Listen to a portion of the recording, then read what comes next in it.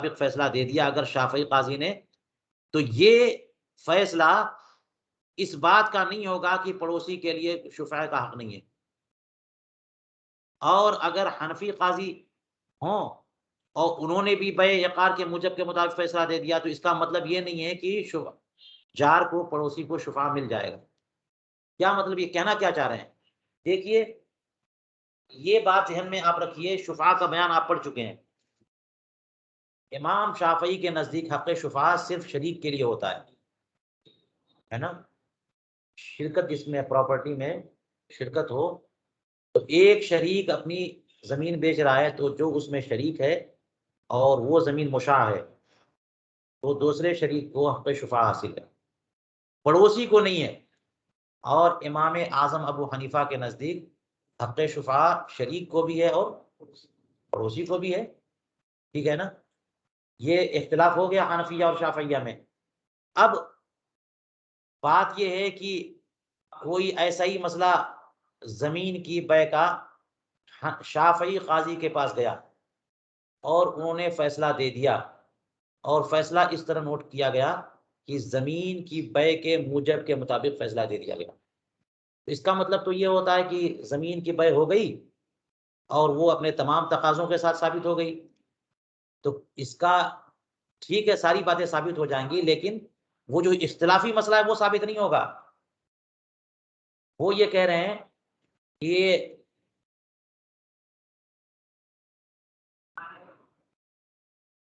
کہ پڑوسی کو شفعے کا حق نہیں ملتا، تو اس کا مطلب یہ نہیں ہے کہ اس فیصلے کا حاصل یہ بھی نکلا کہ پڑوسی شفعے کا دعویٰ نہیں کر سکتا، کر سکتا ہے۔ ہاں، یہ مطلب نہیں ہے کہ شافعی نے فیصلہ، امام شافعی قاضی نے فیصلہ کر دیا کہ بیع عقار کے موجب کے مطابق میں نے فیصلہ کر دیا، تو اس میں وہ بھی شامل ہو جائے، جب تک کہ صراحت نہیں ہو وہ شامل نہیں ہوگا۔ لہٰذا کل کو پڑوسی بھی شفعے کا دعویٰ کر سکتا ہے۔ اس قاضی نے فیصلہ دے دیا کہ یہ بیع کو صحیح قرار دیتا ہوں میں، تو پڑوسی دعویٰ کر سکتا ہے۔ اسی طرح اس کا الٹ لے لیں کہ اگر حنفی قاضی نے یہ فیصلہ کر دیا کہ بیع عقار کو ہم صحیح قرار دیتے ہیں، تو اس کا مطلب یہ نہیں ہے کہ کوئی شافعی بندہ ہے وہ پڑوسی ہے وہ دعویٰ کر سکتا ہے۔ وہ اپنے امام کے مطابق دعویٰ کرنے کا حق نہیں رکھ سکتا، حق نہیں رکھے گا۔ تو وہ کہہ رہے ہیں کہ اسی طرح سے اگر قاضی حنفی ہو تو قاضی حنفی کا یہ فیصلہ کہ بیع عقار کے موجب اور مقتضا کے مطابق ہم نے فیصلہ دیا، تو یہ فیصلہ اس بات کا بھی ہو جائے کہ شفعہ پڑوسی کو ملے گا، یہ نہیں، ایسا نہیں ہوگا۔ لا یکون قضاء بان الشفعۃ للجار، کیونکہ وہ اس کی صراحت ہے نہیں، جب صراحت نہیں ہے تو کیسے ہوگا؟ الی آخر ما ذکرہ من الفروع، اس کے علاوہ اور دیگر فروع اور جزیات انہوں نے ذکر کیے، اور کہتے ہیں ومشى علیہ ابن الغرس واوضحہ بامثلہ، اور ابن الغرس نے اس پر اسی کے مطابق مشی کی اور بھی مسائل ذکر کیے، اور کئی مثالوں سے اس بات کو انہوں نے واضح کیا کہ جب کوئی قاضی فیصلہ دے تو جو کیس ان کے سامنے گیا ہے اس کے مطابق فیصلہ دے، اضافی باتیں نہیں کرے، اور فیصلہ بھی ہو اگر تو فیصلہ بالکل واضح طور پہ لکھا جائے تو بات آگے جا کے بنے گی۔ اگر اجمالی طور پہ لکھا تو کوئی اور قاضی اس کو نہ توڑ نہیں سکتا، اس کے بارے میں کچھ بول نہیں سکتا۔ یہ ایک تنبیہ تھی۔ چلیے، الثانی، تنبیہ ثانی،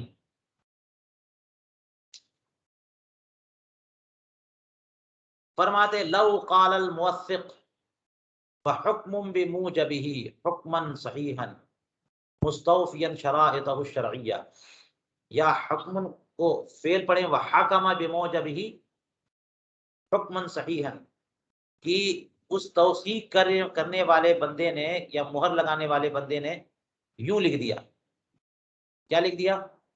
کہ یہ فیصلہ کیا گیا،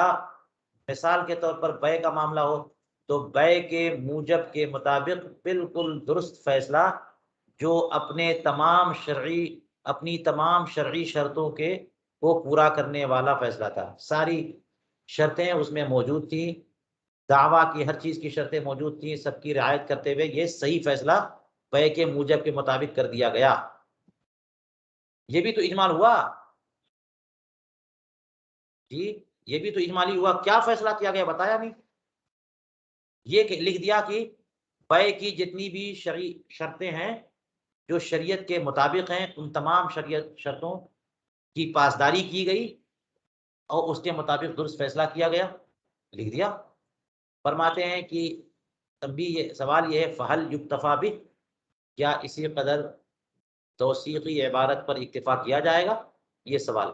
علامہ ابن نجیم فرماتے ہیں فَأَجَبْتُ مِرَارًا، میں نے کئی بار اس سوال کے متعلق جواب یہ دیا کہ بِأَنَّهُ لَا يُكْتَفَى بِهِ، کہ نہیں اتنے سے کام نہیں چلے گا، نہیں۔ فرماتے ہیں وَلَا بُدَّ مِن بَيَانِ تِلْكَ الْحَادِثَةِ وَالدَّعْوَى وَكَيْفِيَّةِ الْحُكْمِ كَمَا فِي الْمُلْتَقَطِ مِن کتاب الشہادات۔ آگے یہ حوالہ دے رہے ہیں، فرما رہے ہیں کہ اس قدر سے کام نہیں چلے گا، بلکہ اس حادثے کا بیان ضروری ہے، دعوے کا بیان ضروری ہے، حکم کی کیفیت کا بیان ضروری ہے۔ آپ لکھیے ساری باتیں، یہ نہیں کہ جناب ایک بیع کا کیس تھا، اس کے موجب کے مطابق تمام شرطوں کی رعایت کرتے ہوئے صحیح فیصلہ کر دیا گیا، یہ کچھ پتہ نہیں چلا نا۔ آپ پہلے یہ بیان کیے کہ وہ حادثہ کیا ہے، وہ کیس کیا ہے، زید اور بکر کے درمیان زمین کا مسئلہ ہے، زمین کے وقف کا مسئلہ ہے، یا بیع کا مسئلہ ہے، یا شفاع کے مطالبے کا مسئلہ ہے، یا ملکیت کا کیس ہے، کون سا کیس ہے یہ بتائیے، ہاں وہ بتائیے، آپ لکھیے پورا۔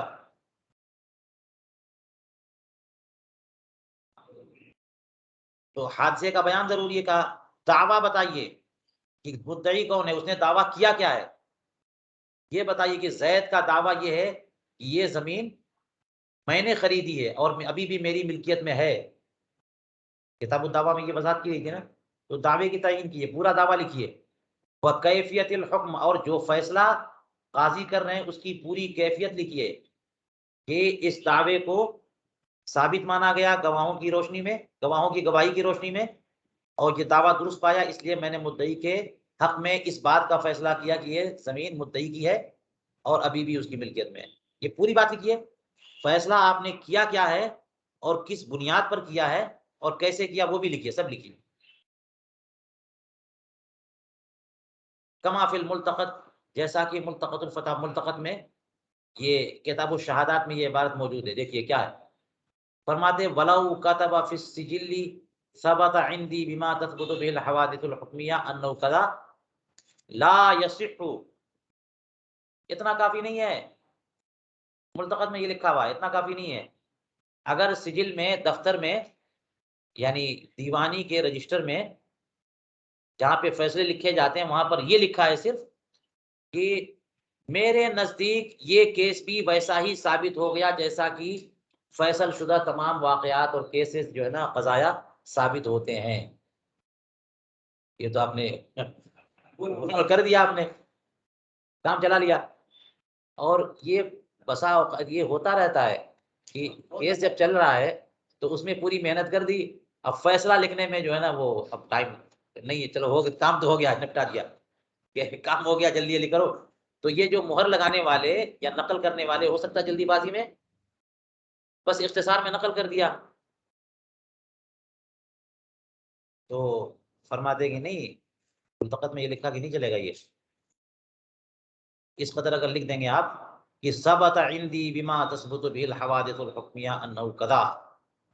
یہ معاملہ بھی میرے نزدیک ویسے ہی ثابت ہو گیا جیسا کہ حوادث حکمیہ ثابت ہوئے ہیں، ہوتے رہتے ہیں، انه کذا کہ یہ درست ہے یا یہ فاسد ہے، اور وہ بھی نہیں لکھا، انه کذا ہی لکھ دیا، تو اور زیادہ اجمال کر دیا آپ نے، یہ نہیں چلے گا، لا یصح، اس طرح سے لکھنا یہ کافی نہیں ہے، یہ دستاویز نہیں بن پائے گی اگلوں کے لیے۔ ما لم یبین الامر علی التفصیل، جب تک کہ موثق جو ہے یہ اس معاملے کو پوری تفصیل کے ساتھ نہ لکھے، پوری تفصیل کے ساتھ۔ ثم قال، پھر انہوں نے یہ بیان کیا کہ وحکی انہ لما استقضى قاضی عنبسہ ببخارى کان یکتب الامام الحلوانی فی محاضرہم لا ایک حکایت بیان کی، اس حکایت کو ذرا دیکھنا چاہیے کہ پوری تفصیل اس کی ہے کیا۔ قاضی عنبسہ جب بخارا میں قاضی بنا کے لائے گئے، قاضی ہوئے بخارا کے، یہ ایک حکایت ہے۔ تو امام حلوانی بڑے سینئر حنفی امام ہیں، امام شمس الائمہ حلوانی،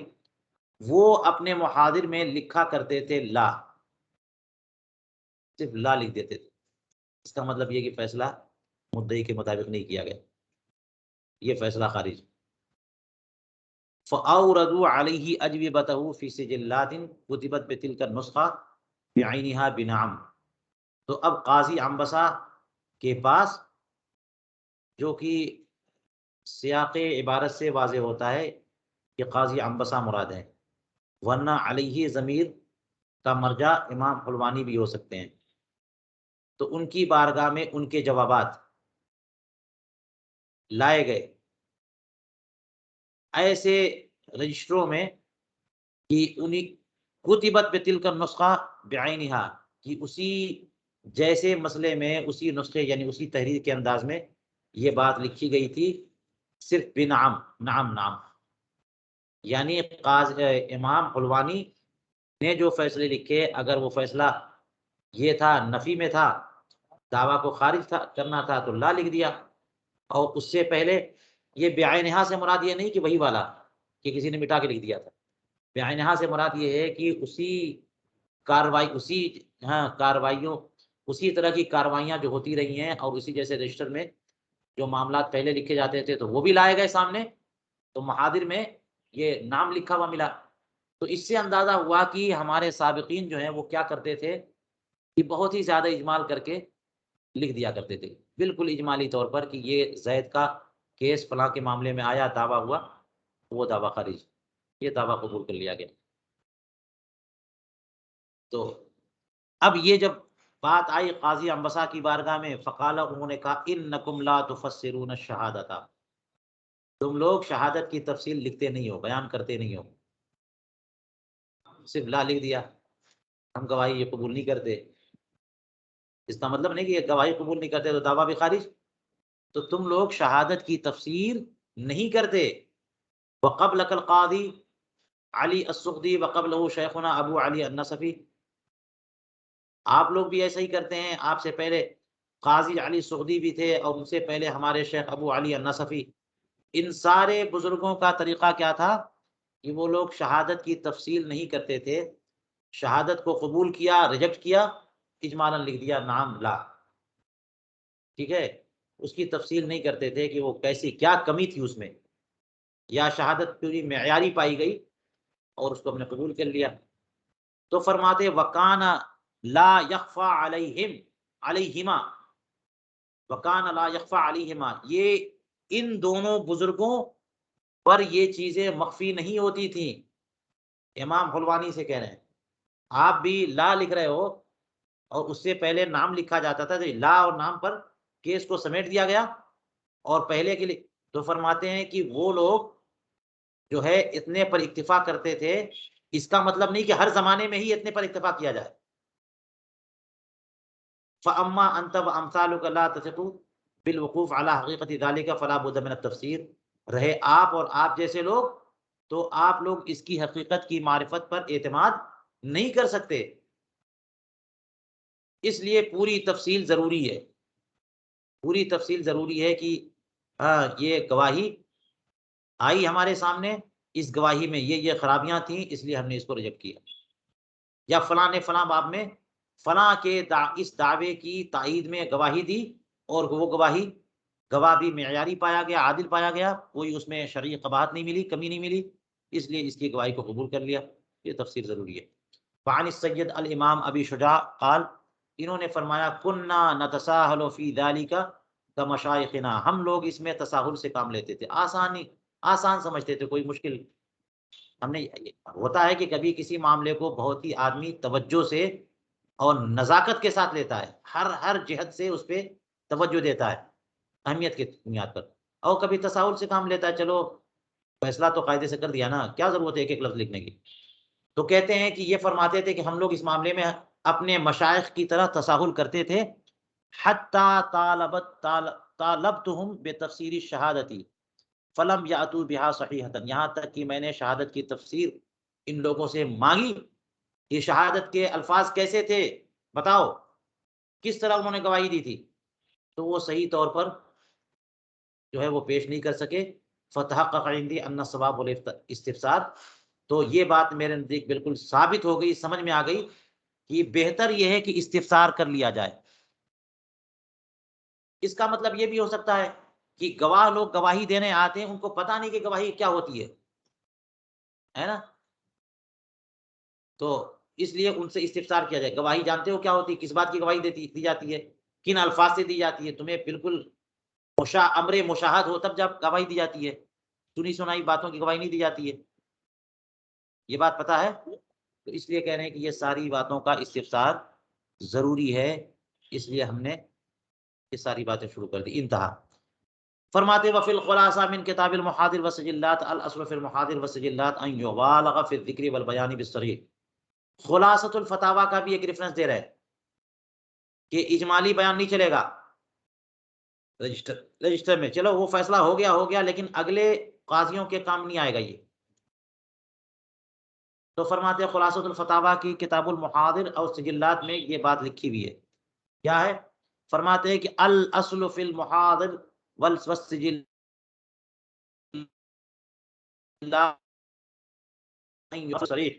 ولا یکتفی بالاجمال. محاضر اور سجلات میں اصل یہ ہے کہ ذکر و بیان میں ذکر میں مبالغہ کیا جائے، یعنی جو واقعہ یا کیس چل رہا ہے اس کا پورا تذکرہ کیا جائے. مبالغہ کا مطلب جتنی ضرورت ہے اس سے بھی زیادہ تفصیلات آپ بتا دیجئے. جیسے اب گواہی چاند کی جو دی جاتی ہے یا سنی جاتی ہے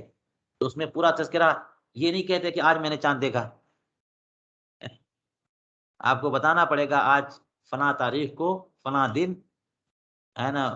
فلاں مہینے کی 29 تاریخ کو، اگلے مہینے کا بھی ذکر فلاں مہینے، اور بتانا پڑے گا 1443 ہجری کے فلاں مہینے کا چاند اس وقت دیکھا ہے نا پورا. اب یہ بتایا نہ جائے شاہدین کو تو بس یوں ہی کہہ دیں گے میں نے چاند دیکھا، یہ شہادت ہوئی نہیں. تو یہ کیا کہہ رہے ہیں؟ ذکر میں مبالغہ ضروری ہے، ذکر میں مبالغہ. والبیان بالصریح، اور بیان بھی بالکل اجماع کنائی بیان نہیں ہے، اشاروں میں نہیں، بیان بالصریح، بیان جو بھی کریے بالکل صریح الفاظ کے ساتھ. ولا یکتفی بالاجمال، اجمال پر اکتفا نہ کیا جائے. حتی قیل لا یکتفی فی المحاضر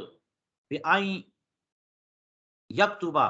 حضر فلان واحضر معه فلانا فادعا هذا الذي حضر علیہ. اس طرح سے کام نہ چلائیا جائے کہ محاضر میں یہ لکھ دیا جائے کہ فلاں بندہ آیا اور اپنے ساتھ فلاں کو لے کے آیا اور اس نے اس کے خلاف یہ دعویٰ کیا ہے، یہ تو بیان کر رہے ہیں لیکن اجمالی بیان ہوا. ولیکن یکتب،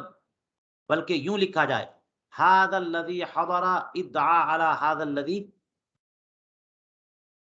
حضرہ، یہ بندہ جو اس کا نام لے کر کے یہ ہمارے پاس مجلس قضا میں آیا اور اس نے اس بندے کے خلاف جس کو یہ لے کر کے آیا جس کا نام یہ ہے اس کے خلاف دعویٰ کیا، اور دعویٰ یہ ہے اس نے اس کے خلاف کہنے کے بجائے یہ بندہ جس کا نام یہ ہے جو یہ آیا اور اس بندے کو لے کے آیا جس کا نام یہ ہے اور اس نے اس کے خلاف یہ دعویٰ کیا. الی ان قال، یہاں تک کہ انہوں نے یہ بھی کہا اسی میں یعنی خلاصۃ الفتاوی میں کہ وَكَذَا لَا يُكْتَفَى بِذِكْرِ قَوْلِهِ فَشَهِدَ كُلُّ وَاحِدٍ مِّنْهُمْ بَعْدَ الْاِسْتِشْهَادِ مَا لَمْ يَذْكُرْ عَقِيبَ دَعْوَى الْمُدَّعِي هَذَا. یوں ہی اس قدر پر بھی اکتفا نہ کیا جائے کہ بذکر قوله کہ اس نے کہا فَشَهِدَ كُلُّ وَاحِدٍ مِّنْهُمْ، لکھ دیا کہ ان دونوں میں سے استشہاد کے بعد یعنی جب ان سے گواہی طلب کی گئی تو انہوں نے دونوں میں سے دونوں نے گواہی دی، انہوں نے ان کے خلاف انہوں نے ان کے خلاف. ایسی بات جس کا مدعی کے دعوے کے بعد ذکر نہ ہو، ایسے نہ کیا جائے، بلکہ پہلے مدعی کے دعوے کا ذکر کیا جائے اس کے بعد گواہوں کی گواہی بتائی جائے. لکھی جائے تاکہ پتہ چلے کہ وہ گواہی اس دعوے کے مطابق ہے کہ نہیں ہے. الی ان قال، یہاں تک کہ فرمایا وَيُكْتَبُ فِي السِّجِلِّ حُكْمُ الْقَاضِي وَلَفْظُ الشَّهَادَةِ بِتَمَامِهَا، بلکہ اس دفتر میں، اس رجسٹر میں یہ بات لکھی جائے کہ قاضی نے فیصلہ کیا کیا، اور لفظ شہادت بھی لکھیں آپ کہ گواہ نے گواہی دی تو اس کے گواہی کے الفاظ کیا تھے بِتَمَامِهَا. تو یہ کورٹ کا جو پروسیجر ہے وہ ہلکا نہیں ہوتا ہے. ایک کیس کو خالی نپٹانے کی بات نہیں ہے، وہ تو مصالحت کی بات ہو جائے گی. اس لیے اس کو پورے طور پر لکھنا چاہیے. اور کہتے ہیں ولا یکتفا بما یکتب ثبت عندي على الوجه الذي تثبت به الحوادث الحکمیہ الى آخره. اس قدر پر بھی اکتفا نہ کیا جائے کہ بس یوں لکھ دیا جائے کہ میرے نزدیک یہ کیس ثابت ہوا اس انداز میں جیسا کہ حوادث حکمیہ ثابت ہوا کرتے ہیں، ہو گیا ثابت ہو گیا، ایسے نہیں. کہتے ہیں کہ خلاصۃ الفتاوی میں یہ ساری باتیں لکھنے کے بعد حکا فیہا واقعۃ الحلوانی ما قاضی عنبسہ، امام حلوانی کا جو واقعہ قاضی عنبسہ کے ساتھ ہوا، انہوں نے فرمایا تھا کہ یہ آپ لوگ لکھ رہے ہو ہے، یہ اب نہیں چلے گا، یہ پہلے کا معاملہ تھا، اب نہیں چلے گا. الی ان قال، یہاں تک کہ فرمایا والمختار فی هذا الباب ان یکتفى به فی السجلات دون المحاضر لان السجل لا يرد من مصر الى آخر فلا يكون في التدارك حرج. آخر میں مسلک مختار یہ بیان کیا اس باب میں کہ یہ سجلات میں اس قدر پر اتفاق کر لیا جائے تو کر لیا جائے، لیکن محاضر میں نہ کیا جائے. اب دیکھیے بات یہ ہے کہ اب کورٹ کی لینگویج میں یہ باتیں سمجھ میں آئیں گی. مجلس قضا میں ہم لوگوں نے دیوانی کی ہوا کھائی نہیں ہے، وہ سب چیزیں ہمارے کنٹرول میں ہیں نہیں کہ اس کا پروسیجر کیسے کیسے چلتا ہے، لا کیا جائے یا قضا کی تفصیلات خوب معلوم ہو تو اس کی توضیح بھی خوب سمجھ میں آئے. کئی طرح کے رجسٹر ہوتے ہوں گے وہاں پہ، ایک کو تو سجل کہا گیا، ایک کو محاضر کہا گیا. اس میں حاشیہ آپ پڑھیے تو پھر خود اس میں اختلاف سمجھ میں آتا ہے کہ اصل میں محاضر کیا ہے، سجل کیا ہے. تو محاضر لگتا یہ ہے کہ محاضر وہ ہے ایک کہ جو فیصلہ لکھ کر کے مدعی کو دے دیا جائے اگر کوئی خاص معاملہ ہو، یا پھر یہ کہ کوئی عام معاملہ ہو تو ایک آرڈر جاری کر دیا گیا، فیصلہ لکھا گیا اور اس کو شہروں میں ہر طرف بھیج دیا گیا سارے لوگوں کے پاس. اور ایک وہ سجل، وہ دفتر ہے جو وہیں دیوانی میں یا مجلس قضا میں رہے گا وہ ریکارڈ کے لیے. ایک ریکارڈ فائل ہے اور ایک فیصلے کی فائل ہے. تو اب اس کو کہتے ہیں کہ اس باب میں مسلک مختار یہ ہے کہ سجلات میں اس قدر پر اکتفا کیا جائے نہ کہ محاضر میں، اس لیے کہ سجل جو ہے، جو دستاویز ہے، وہ تو لا یرد من مصر الی آخر، یہ ایک جگہ سے دوسری جگہ پہنچائی نہیں جاتی، ہر جگہ ایک دوسری جگہ یہ جاتے نہیں. فلا یکون فی التدارک حرج، تو تدارک میں کوئی رکاوٹ یا حرج نہیں ہوگی. کیا مطلب؟ مطلب یہ ہے کہ محاضر جو ہے اور انٹرویو ریکارڈ میں جو رکھا جاتا ہے ساری تفصیلات لکھی رہتی ہے، اس کو محاضر اصلی جو صحیح کو سے کیا جاتا ہے. اب یہاں پہ دیکھنا چاہیے کہ لا تو نہیں ہے کسی نسخے میں، آپ ذرا دیکھیے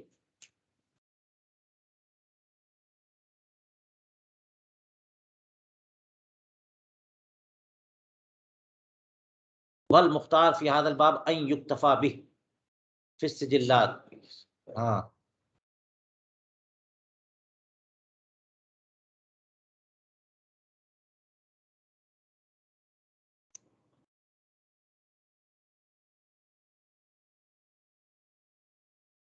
اور مجھے لگتا یہ ہے کہ ان یکتفا به کے بجائے ان لا یکتفا به ہونا چاہیے. سجلات کی بات ہے تو اسی لیے علامہ شامی نے اور علامہ حموی نے اس پر حاشیہ لگایا کہ سجل کس کو کہتے ہیں اور محاضر کس کو کہتے ہیں. جی تو اب یہاں پہ کہہ رہے ہیں کہ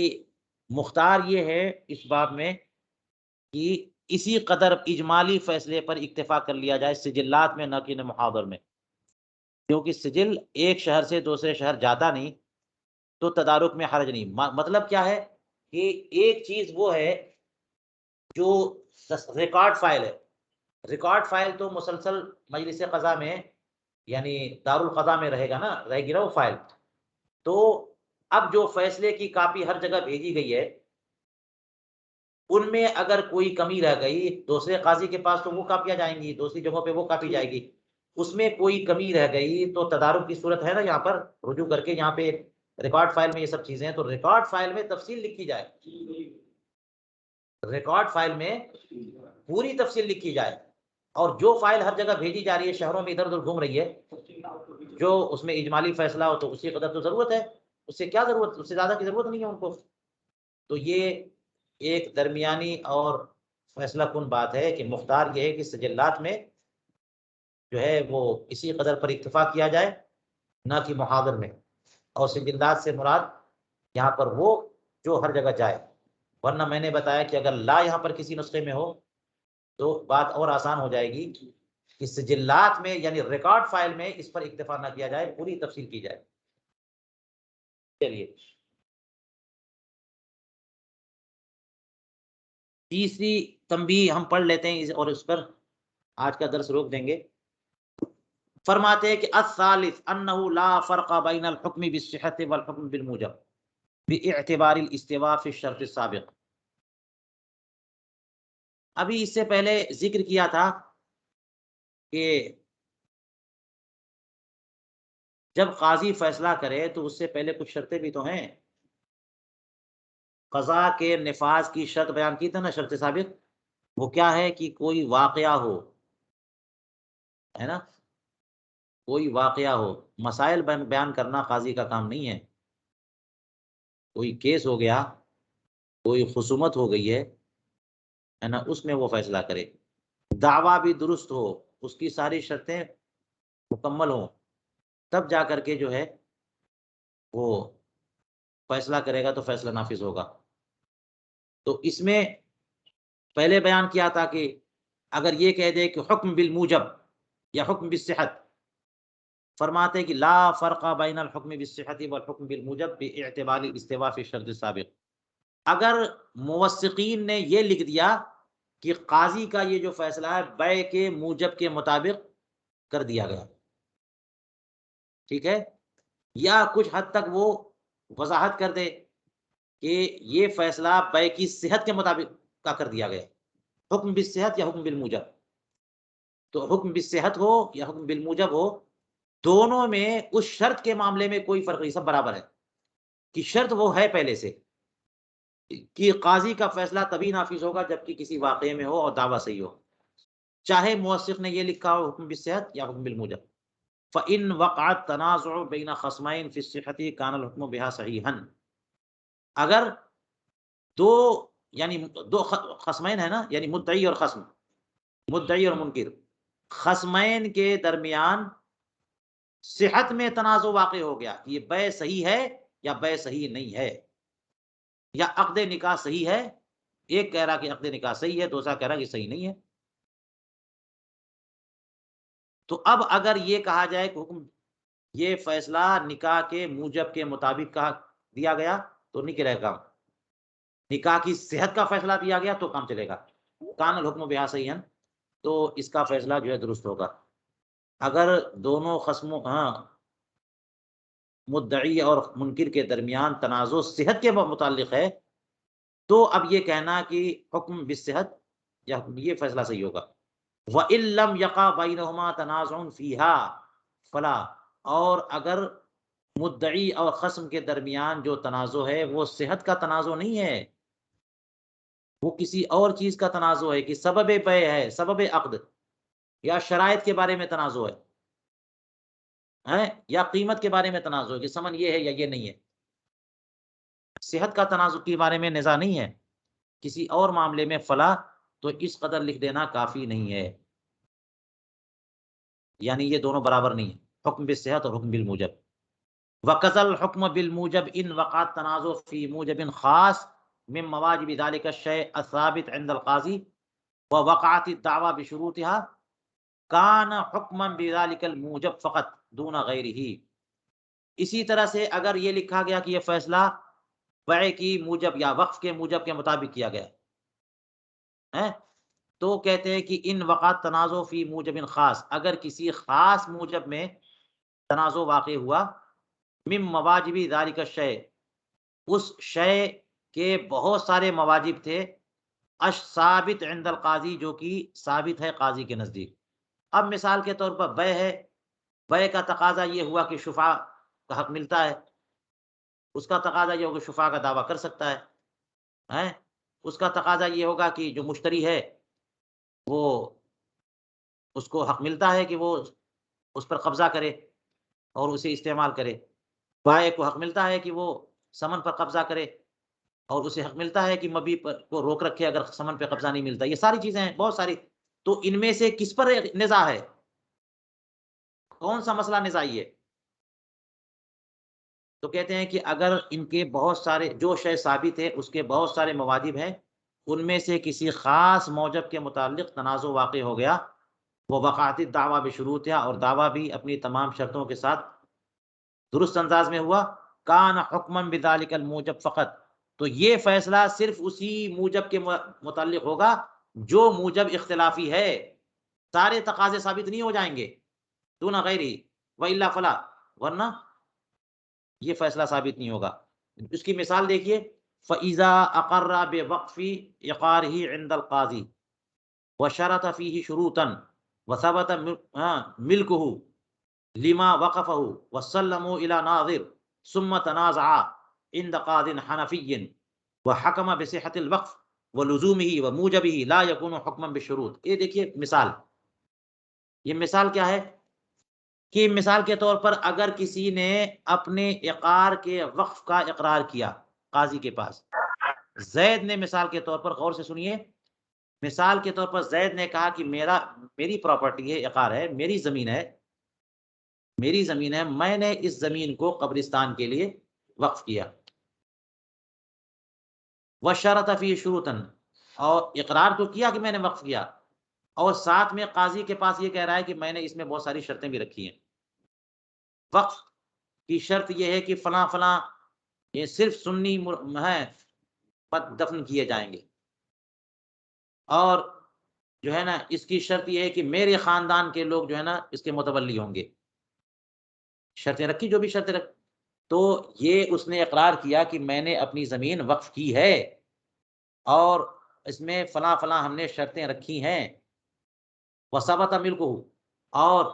اب اس کے دعویٰ صحیح ہونے کے لیے پہلے یہ بات رکھیں کہ یہ اقرار کر رہا ہے کہ ہم نے یہ زمین وقف کر دی،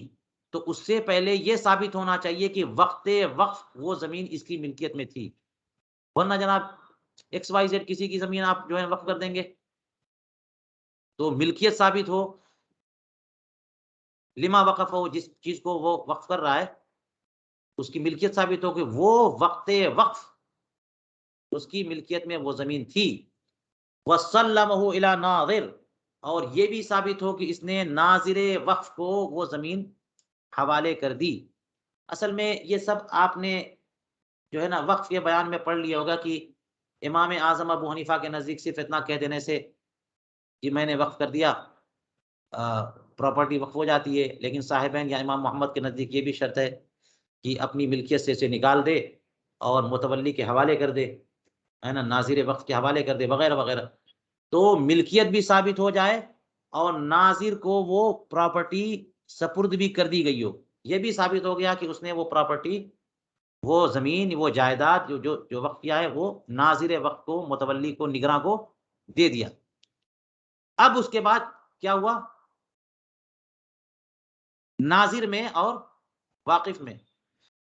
ناظر میں اور واقف میں مسئلہ ہو گیا.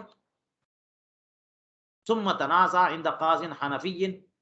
حنفی قاضی کے پاس ان دونوں کا نزاع ہو گیا. وحکم بصحت الوقف ولزومه وموجبه، اور حنفی قاضی نے وقف کی صحت کا فیصلہ دے دیا کہ بالکل وقف درست ہے، ولزومه، اور بیع لازم نہیں، وقف لازم بھی ہے نا، اور اس کے موجب کے مطابق اس کے موجب کا بھی فیصلہ دے دیا کہ لہٰذا یہ اس کی تولیت فلاں کے پاس چلی گئی،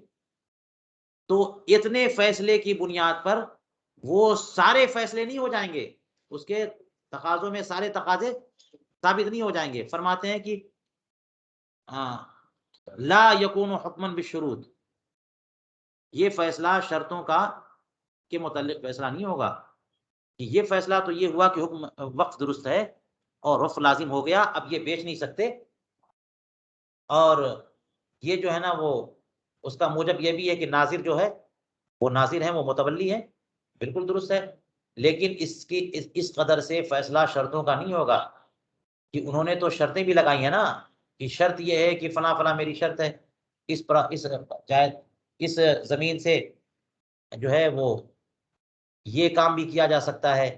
وقت ضرورت کوئی خالی زمین ہے تو اس پہ کھیتی بھی کی جا سکتی ہے نا، اور اس میں فلاں قسم کے فلاں خاندان کے مرحومین نہیں دفن کیے جائیں گے، فلاں خاندان کے دفن کیے جائیں گے، ساری شرطیں، تو جو شرطیں رکھی تھی ان شرطوں کا فیصلہ نہیں ہو گیا جب تک کہ خاص ان شرطوں کے بارے میں بحث نہ ہو اور فیصلہ لکھا نہ جائے، فیصلہ کیا نہ جائے۔ انما حکما باصل الوقف، قاضی حنفی نے تو صرف اصل وقف کا فیصلہ کیا ہے، وما تضمنہ من صحت الشروط، اور اصل وقف کے فیصلے کے ضمن میں جو وقف کی شرطیں ہوتی ہیں ان شرطوں کی صحت کا فیصلہ ہے۔ وقف کی شرط، وقف کا فیصلہ ہے وقف کی صحت کا، تو وقف کی صحت کی جو شرطیں ہیں ان کا بھی فیصلہ ہے، لیکن واقف نے جو شرطیں اضافی لگائی ہیں، بھائی وقف کی بھی تو کوئی شرط ہے نا، وقف کی شرط یہ ہے، وقف صحیح اس وقت ہے جب اس کی ملکیت میں ہو، اور سب ساری شرطیں وہ ہیں، وہ اہل ہو وقف کرنے کا، ہے نا، ہوش و حواس کے ساتھ وقف کرے وغیرہ وغیرہ جو شرطیں ہیں، تو وہ ساری شرطیں وقف کی صحت کی شرطیں ہیں۔ اب بات یہاں ہو رہی ہے کہ واقف نے کچھ اضافی شرطیں لگائی ہیں کہ شرط یہ ہے کہ میری نسل میں سے ہی کوئی نہ کوئی اس کا متولی رہے گا، تو وہ جو وقف کے بارے میں فیصلہ ہوا تو وقف کی صحت کی جو شرطیں تھیں وہ تو سب ثابت ہو گئی، لیکن واقف نے جو اضافی شرطیں لگائی تھی وہ تھوڑی ثابت ہو جائیں گی۔ فلیس للشافعی الحکم بابطالہ باعتبار اشتراط الغلۃ له اب النظر اب الاستبدال، تو یہ حنفی قاضی نے فیصلہ کر دیا کہ وقف صحیح ہے، اور اس کی تمام جو شرطیں یعنی صحت وقف کی جو شرطیں وہ بھی صحیح ہو گئیں، اور اس کے مطابق آگے یہ بات آگے بڑھائی جائے، سارے تقاضوں کے ساتھ ثابت ہو جائے، لیکن یہ اس کی اضافی شرطیں ثابت نہیں ہو سکیں گی، لہذا شافعی قاضی کے پاس اگر یہ گیا تو شافعی قاضی کو یہ حق نہیں ہے کہ کچھ شرطوں کی بنیاد پر اس وقف کو باطل قرار دے دے، کیونکہ اصل وقف کو ثابت قرار دے دیا، اصل وقف کو کیا کر دیا اس حنفی قاضی نے، صحیح، یہ بالکل وقف صحیح ہے، اور پراپرٹی جو ہے نا واقف کی ملکیت سے نکل چکی، لیکن بات یہ ہے کہ کبھی کبھی واقف جو ہے نا شرطیں، آپ نے پڑھ لیا کتاب الوقف میں، واقف شرطیں لگا سکتا ہے، ان شرطوں میں سے یہ شرط بھی ہو سکتی ہے کہ واقف نے یہ کہا کہ جب تک میں زندہ ہوں اس سے جو بھی انکم ہوتی رہے گی وہ مجھ کو ملتی رہے گی، ابدالآباد کے لیے نہیں، ہے نا، جب تک میں زندہ ہوں یا 10 سال 5 سال کے لیے اس کی آمدنی جو ہوگی وہ مجھے ملتی رہے گی، یا اتنی فیصد آمدنی میرے پاس آتی رہے گی، یا پھر یہ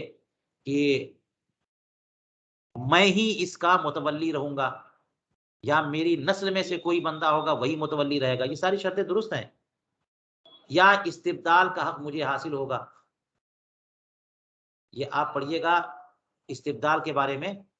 کہ جو زمین وقف کر دی جاتی ہے اس کا تبادلہ نہیں ہو سکتا مگر جبکہ واقف نے استبدال کی شرط کر دی ہو، وہ تو نہیں کر سکتے، اس کو وقف کو کینسل نہیں کر سکتے، لیکن استبدال کی بات ہوتی ہے کہ یہ زمین میں مسجد کو یا قبرستان کو دے رہا ہوں، لیکن مجھے اس کے بدلنے کا اختیار ہوگا، تو جب حکمت کا تقاضا ہو، مصلحت کا تقاضا ہو کہ اب وہ زمین وہاں پر بالکل بے ویلو ہو گئی ہے اس لیے اس کو بیچ کر کے کوئی دوسری زمین اس کے بدلے میں وقف کر دی جائے، تو یہ ہے استبدال۔ امام شافعی کے نزدیک یہ سب چیزیں نہیں چلتی، ہے نا؟ ہو سکتا ہے فقہ شافعی میں دیکھیے تو یہ شرط لگا دینا کہ میں ہی متولی رہوں گا، یا مجھے استبدال کا حق ہوگا، یا پھر یہ کہ انکم مجھے آئے گی، یہ سب شرطیں خلاف تقاضائے وقف ہوں، تو ان شرطوں کی وجہ سے شافعی امام جو ہے نا وہ وقف کو ہی کینسل کر دے۔ ایسا نہیں ہو سکتا۔ یہ اگر انہی کے پاس کیس آتا تو کر سکتے تھے وہ، لیکن جب ایک حنفی قاضی نے فیصلہ کر دیا کہ وقف درست ہے، وقف درست ہے، تو شافعی قاضی کے اوپر بھی یہ فیصلہ نافذ ہوگا، لہٰذا وہ ان کی اضافی شرطوں کی بنیاد پر اصل وقف کو بات نہیں کرا باطل نہیں کر سکتے شافعی قاضی۔ اس لیے کہتے ہیں فلیس للشافعی الحکم بابطالہ، شافعی قاضی اس وقف کو ہی باطل قرار دے دیں، ان کو حق نہیں ہے۔ کس اعتبار سے؟ باعتبار اشتراط الغلۃ لہ او النظر او الاستبدال، اس شرط کے اعتبار سے کہ غلہ واقف کا ہوگا، غلہ سے مراد انکم آمدنی، یا نظر یعنی ناظر وقف جو ہے وہ میں ہی رہوں گا، یا استبدال کا حق مجھے ہوگا، یہ شرطیں اگر واقف نے لگا دی ہیں تو ہمارے نزدیک یہ شرطیں لگانے سے کا حق ہے کہ واقف کی شرط نص کے درجے میں ہوتی ہے، اور ان کے نزدیک نہیں ہے تو درست نہیں ہے، تو وہ ایسا نہیں کر سکتے۔ چلیے اس قدر پر آج کا درس روکتے ہیں۔ دیکھیے گفتگو بڑی دقیق تھی، لیکن چونکہ انہوں نے تنبیہات کے طور پہ کچھ اپنے زمانے کے مسائل ذکر کر دیے تو اس لیے ہم نے اسے پڑھ لیا اور واضح بھی کر دیا۔ ہم لوگ کبھی جو ہے کوئی فیصلہ کریں گے تو یہ ان باتوں کی اہمیت سمجھ میں آئے گی، ورنہ یہ اہمیت سمجھ میں نہیں آئے گی۔ بہرحال بات یہ ہو گئی کہ قاضی یا مجتہد کوئی اجتہاد یا فیصلہ کرتا ہے تو اس کا فیصلہ اگر آگے کسی قاضی کے پاس جائے تو وہ توڑ دے گا یا نہیں توڑے گا، اس کی کیا شرطیں، یہ تفصیلات ہم پڑھ رہے تھے۔